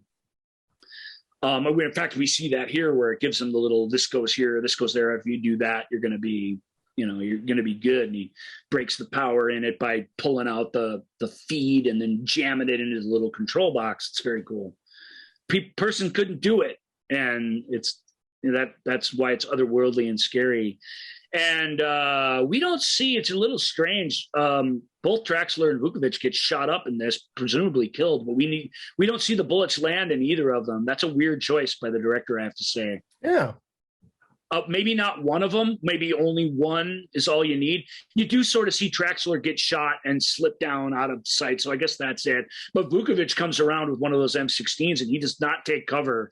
And Terminator turns around with both of his guns, and it's a minor character, but it's still a character in the thing to kind of not see what happens. I guess we don't need to see it. Maybe you just don't want to see Vukovich get all shut up. He's so funny and fun. Yeah.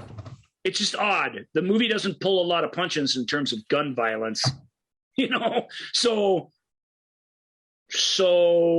I feel like there's got to be some other reason why we're not seeing that. Or maybe they shot it and it didn't look good and you just don't need to see it. Him with both machine guns in both hands like they're, like he's a cowboy or something is enough. There's no way that Traxler might recover. There's no way that other guy does. And all the other cops, the way their bodies sort of react to this gunfire, it's kind of amazing. I don't remember. I mean, I'm sure there are shootouts like this, but I don't remember, the way the guns just shoot through the desks and shoot through the walls. And I mean, you can't hide from it at all. And these guys are all qualified. They all got their shooting range certificates and stuff, and they're all hitting him, and they're just nothing's even slowing him down. It really is relentless and terrifying. There's that scary moment where the door on the room Sarah's locked in starts turning, and the window breaks, and it turns out it's not the Terminator, it's Reese, and they escape together in the worst escape car of all of movies, this American Motors, just utter piece of garbage. No good. Maybe there's a worse one in the sequel. We'll get to that. But either way, they get out. They get out of Dodge basically while he's still doing all this stuff, and they're very, very fortunate to lose track of him. There is a little shooting between them, but they get in the car and get out quick. Largest manhunt in the history of Southern California results, as we hear on the news the next morning. You believe it. You believe it. And that's the power of the Terminator. You believe all of this stuff. In the moment, you really believe it because it's just played with I can't say there's not style to it because there is, but it's just played with such, kind of realism, the real reality, the awful reality of what this would be if it could be possible. That's kind of movie magic right there. So they hide under this little, sort of like a drainage bridge. They go under the bridge and hide out there to try and get some rest.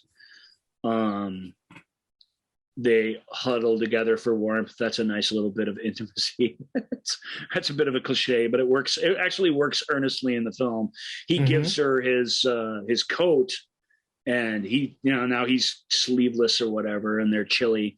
And she notices when she rubs up against him, she's bleeding. He goes, "Oh yeah, I caught one. I caught one back there." She's like, "What? Yep. Wow, what are you got shot? What are you talking about?" He's like, "Don't worry about it. It's not bad." And she actually makes a little bandage for him and stuff. What does he say? It's not a bad field dressing, is what he calls it. Yeah. She goes, "Do you like it?" "It's my first." That's a really cool exchange. And then they sort of both fall asleep. And we get this other dream, the dream of the Terminators. Yeah. That is brought on. Again, it's brought on by external things. This particular dream, I mean, he probably dreams every time he closes his eyes about this horrible stuff. But these dreams aren't dreams, they're memories.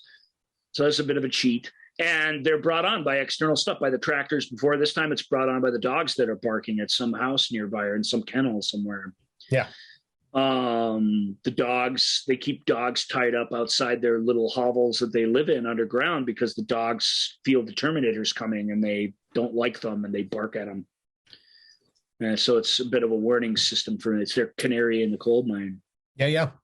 And this system of him coming home from a day out fighting the machines, and that weird scene where they look like they're watching TV, but they actually have a fire inside a hollowed out TV, and the kid pretending to shoot at him, and his sort of pretending to shoot back with his actual gun. But I remember as a kid watching that, going, it's like pew pew pew pew, and we were just like, goes, oh my god, he could. It looked like he's like, but he watch it again. He doesn't. Yeah. He barely lifts the thing, so that he's playing along, but that he's not aiming a real gun at a kid. It's really nicely done, actually, and realized. And of course, he kind of finds a spot to sit down in the hallway and get some Z's when a Terminator shows up and starts blowing everything up. And what's he doing? He's looking at her picture. He has a picture of her. That's kind of neat. Indeed, he does.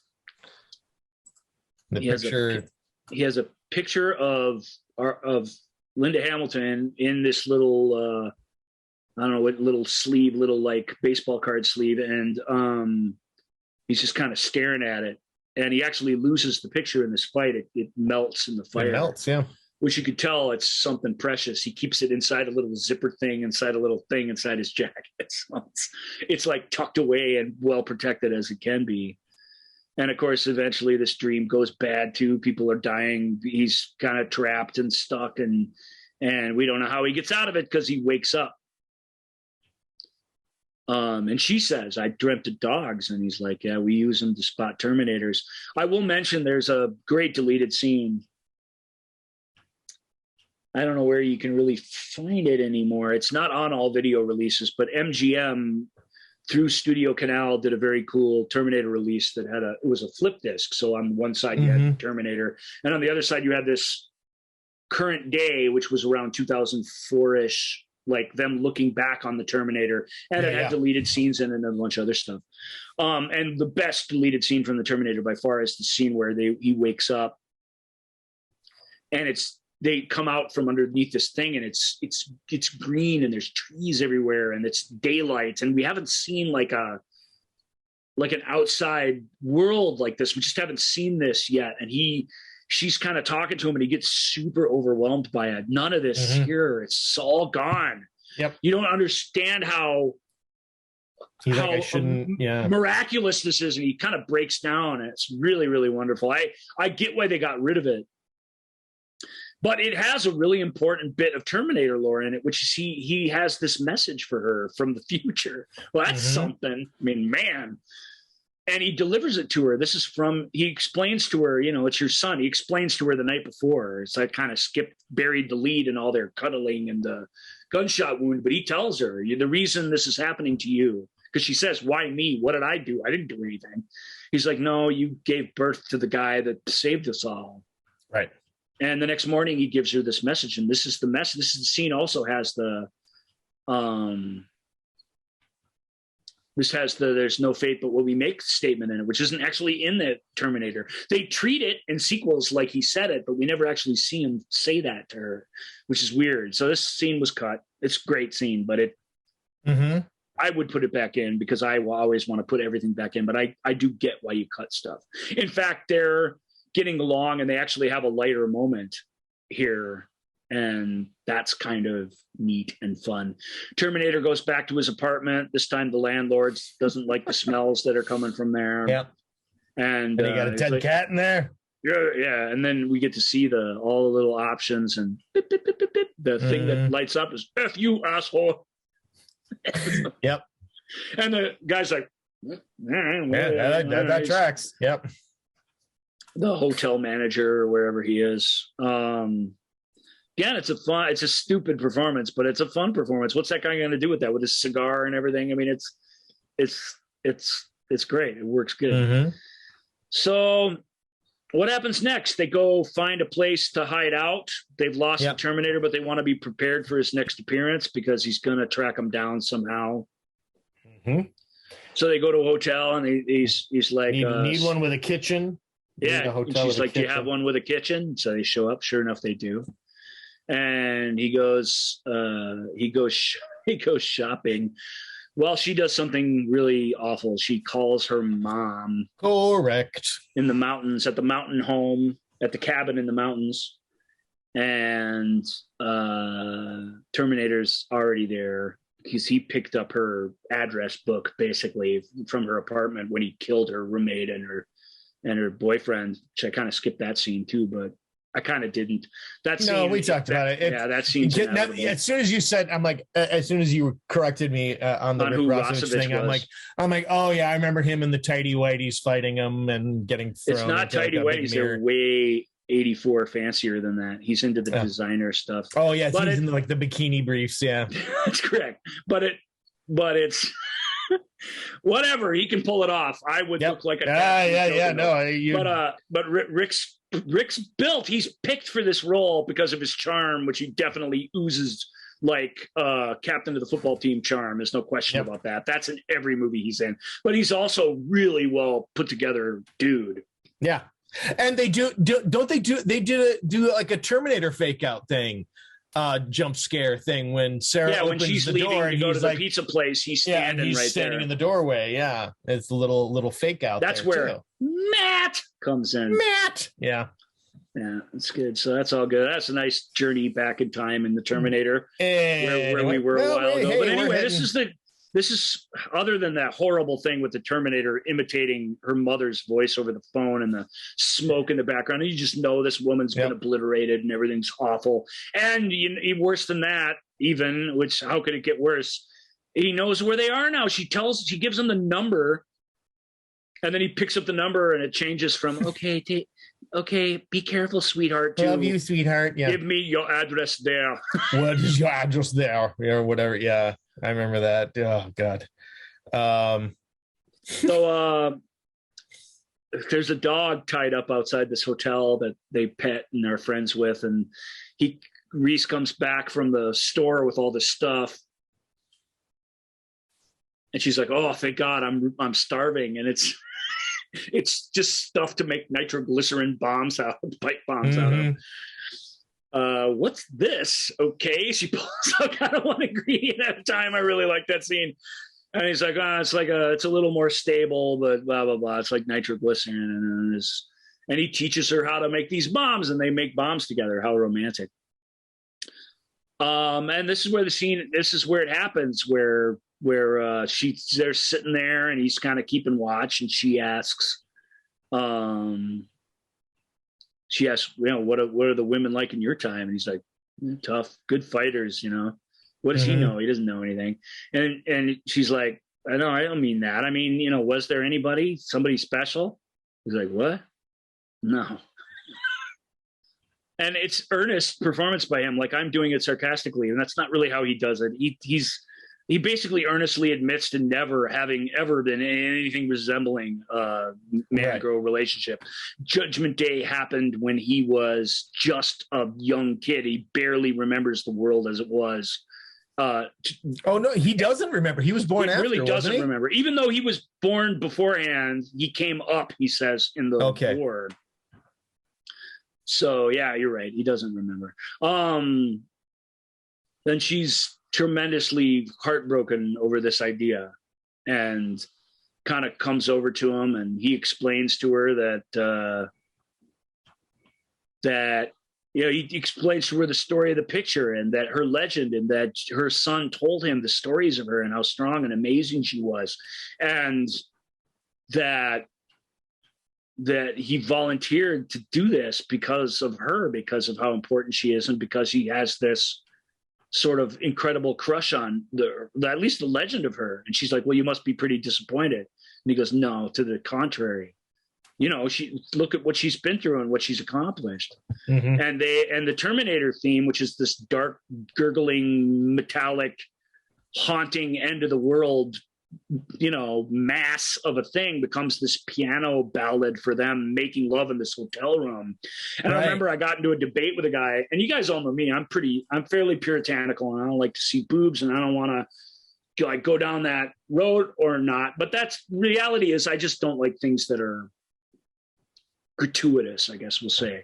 Sure. I argued with a guy online because he said it's not very, they're all sweaty and stuff, and they're all naked. And I'm like, what are you talking about?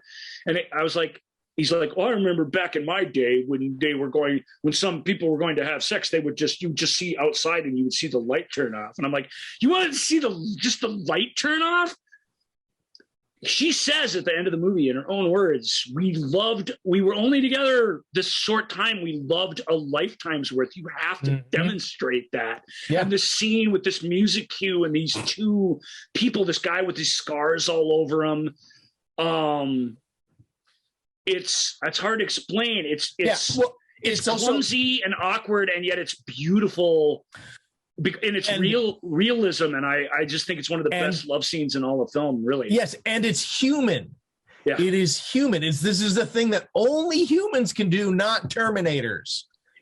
Right.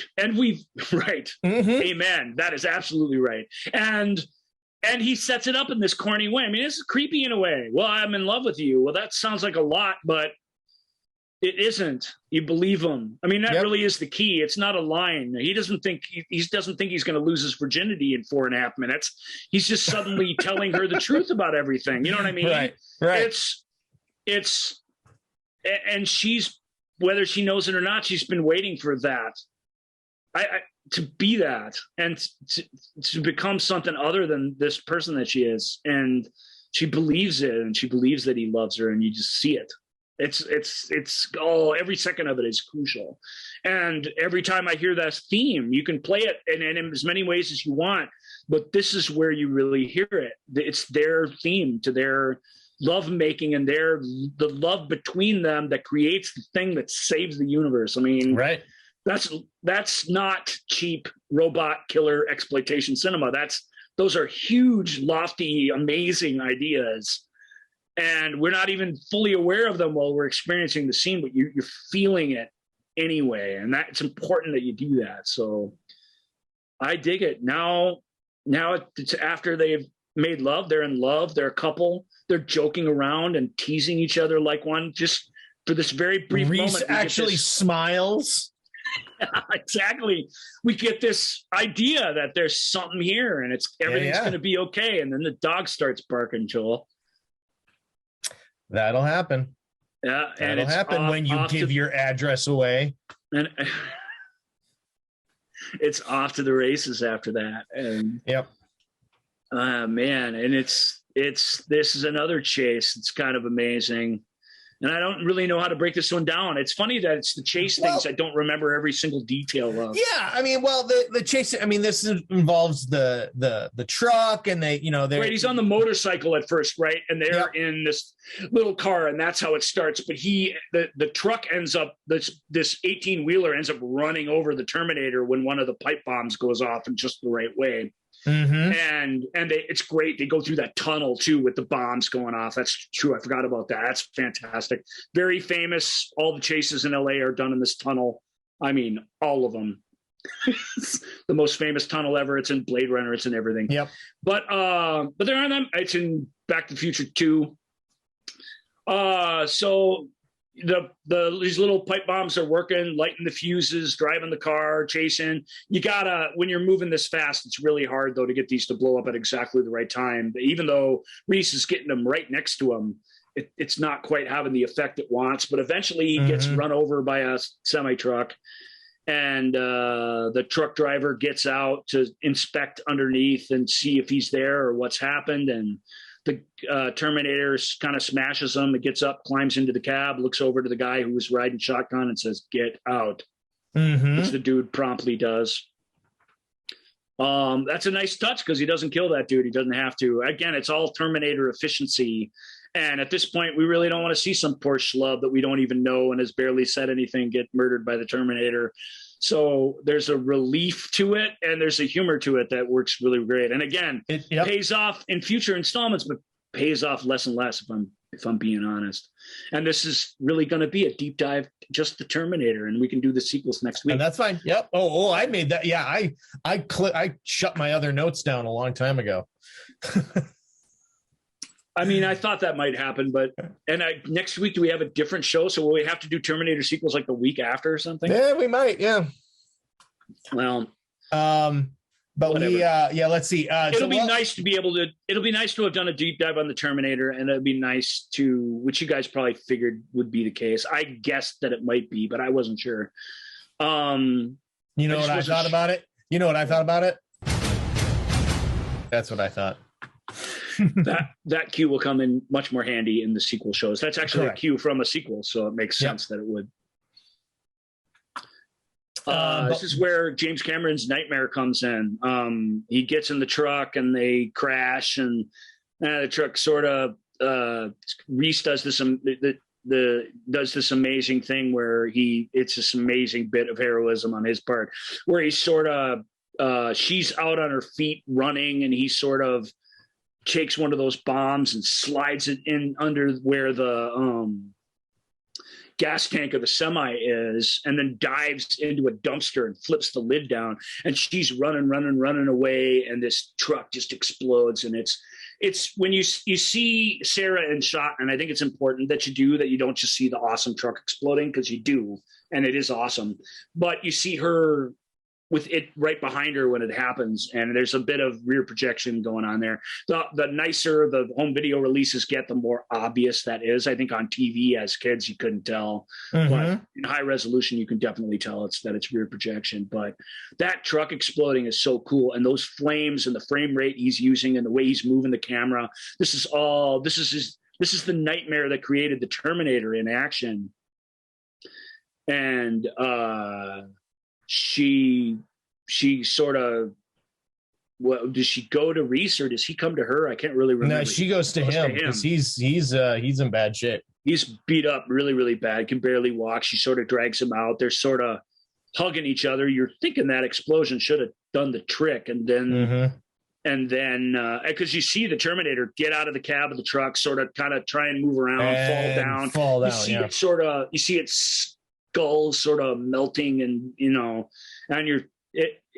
I think in today's film vernacular, there's no way you're thinking that Terminator's shot. But I think in 1984, you hadn't seen a lot of movies like this with too many false endings, that you might believe that this embrace that they're having is the penultimate scene in the film. But it's not.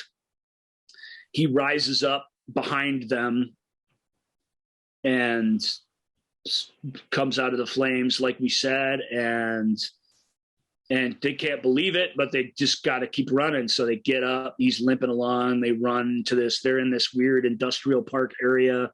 They run and break the chains on the outside of one of these buildings, and great scene with them being chased down the hall. The Terminator's out of commission too. He's limping along, but he's doing exactly what Reese said he would do. He's got life in it yet, and it's not stopping.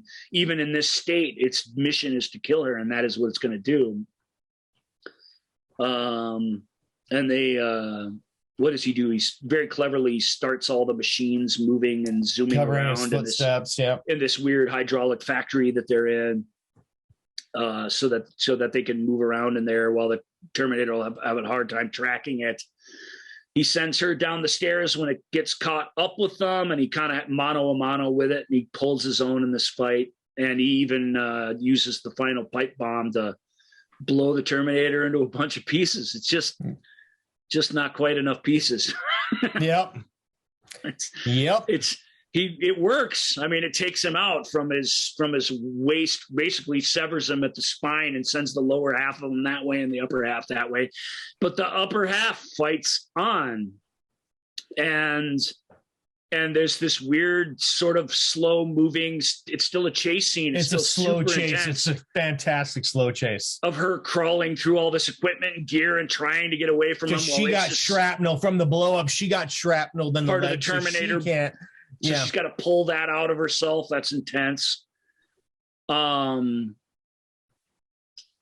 she gets a plan. She goes through this big hydraulic press and she leads it through there. And when she gets to the other side and waits till it's in there, almost ready to choke her to death. And what'd she say? You're terminated, effer. Yep. Punches the red button and this thing crushes the Terminator until its red eye slowly goes out. And we fade to moments later where there's cops here and people or whatever. And then there's the scene where they pull Reese out of the rubble and he is clearly gone. and they zip him up, and she sees this and reacts to it. And then there's another cut scene where the camera sort of pans over to the name of the company that they're in, which is Cyberdyne system. Yeah. Yeah. They don't do that in the movie because they realized they didn't stick the Cyberdyne name early enough in the movie to make that mean anything. So it's enough that, it's enough for future ideas that, that this is where this happened and that part of this thing sort of lived on, or at least the legacy of its technology lived on. And thus created itself is the idea. And then we're on a Jeep out in the desert with a dog and a tape recorder. And she's making these tapes for she's future pregnant? Leader of the resistance. She's pregnant, right? We know how that happened. And she's getting gas and she looks vaguely familiar. And this little Hispanic kid comes up to her and he's like, blah, blah, blah. He's talking in Spanish. Yeah. She's like, what did he say? And he said that if you don't buy a this Polaroid he took of you from him, then his father will beat him. And she's like, okay, pretty good hustle, kid. And she negotiates him down to what, $2 or something. And she gives it to him. Quattro. Yeah. $4. Right. And he takes Which I would have loved it if he would have said $4.50 and the kid would have just had 2 quarters and given it back to her. But she had quarters laid out on the dash. She had quarters laid out. I need you to buy this picture. No. $4.50. That'll get you into tech noir, kid. And we joke about, but it's this incredibly beautiful moment because early in the movie, and I sort of saved this. This is the picture that Reese is carrying around in the future, and she tucks it under the tape. But early in the movie, he said, I looked at that picture and you had this look like you were beautiful, but you were kind of sad. And I always wondered what you were thinking in that moment. And that's when she was thinking of him. Yeah. It's great. It's such a great, it's like, that's a great tag. It's a great tag. It is such a great tag on this movie. Yeah. Yeah. She was thinking of him. She was thinking of him in only glowing ways, and she was trying to explain to her son what an amazing person he was, and just didn't know how to go about it. So she's just going to try and say it. Just amazing. And then the kid speaks in Spanish. She says, "What are you saying?" The gas station attendant, he says, "They say there's a storm coming," and she says, "I know," and drives off into the storm. On this desert road in the Jeep. And the theme music kicks up, chung chung chung chung chung, and that's the end of the Terminator, man. I did it in under 2 hours. I mean, and the Terminator. Look, the Terminator. Yeah, we're going to talk about the other films, but you're right. This movie is worth going deep dive into it because it is super fun, and it's fun. It is to know that they did this for such a low budget, and that it delivers on so many wonderful, fun levels. This was really fun to revisit this movie in depth like this. It's a classic. It's much better than, and we all know that it launched a franchise. Obviously, the ideas are strong enough that it created this thing, but I really think the franchise was created out of the sequel. Right. No, you're right. Because it's not nearly enough of the stuff from this first movie. The sequel does great, and we'll talk about the sequel first thing, and we'll talk about the sequel probably more than we talk about the rest of the films, because it's really is just a remake of this movie with a lot of things reversed, a lot of the relationships flipped, and a lot of surprises, and that's what Cameron does. He, tells the story again, but makes sure that it's different, new enough, bigger enough that you get this different experience. His very next movie, Aliens, shows the power of how clever that thinking is and how smart a negotiator of established canon and lore he can be. Correct. But the love story at the heart of the Terminator has never been equaled. It's never even been attempted to be touched upon, and it's the most important thing in the film, really, ultimately. And I think that's what you miss out on. And that's why I really do. I know Terminator 2 people really, really love it. So the notch up, the action is out of this world. The effects are incredible. But it really is the Terminator where that I'm still, when I watch it, I still get emotionally involved in it. I really, really love these people. I'll explain, we'll explain the changes. We'll explain the different Reeses. We'll explain other Sarah Connors. Maybe we'll even, since we have more time, maybe we'll even get Sarah Connor Chronicles in there, because that's a pretty good TV show, actually, where they at least were working out some of these same ideas. They had a lot more time, obviously, to do that. Sure. But hats off to everybody involved in this thing. It's a stunning achievement. It isn't Cameron's debut film as a director, but it really is. As a writer, director, as a guy who got to have it his way to the degree that he could with the money that he had to work with, it really, really is extraordinary. And music, cinematography, editing, all of it. The Stan Winston's Terminator effects cannot be undersold. The music is extraordinary. So it's a winner. I love it. Yep. It's a perfect movie. It's so good.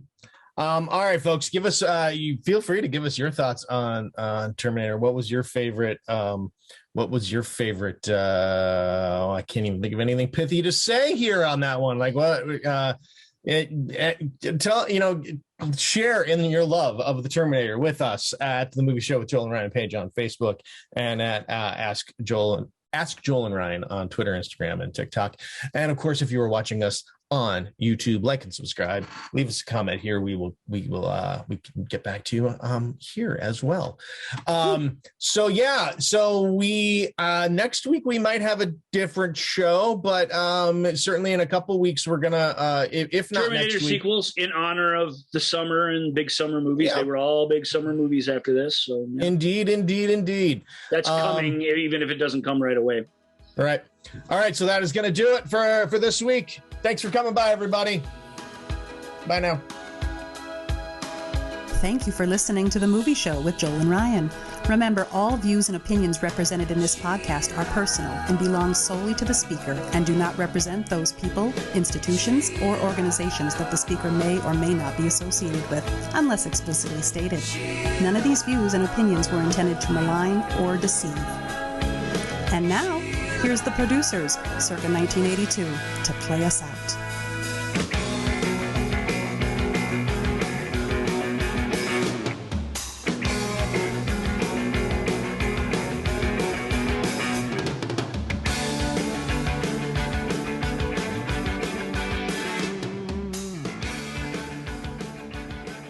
We'll be back.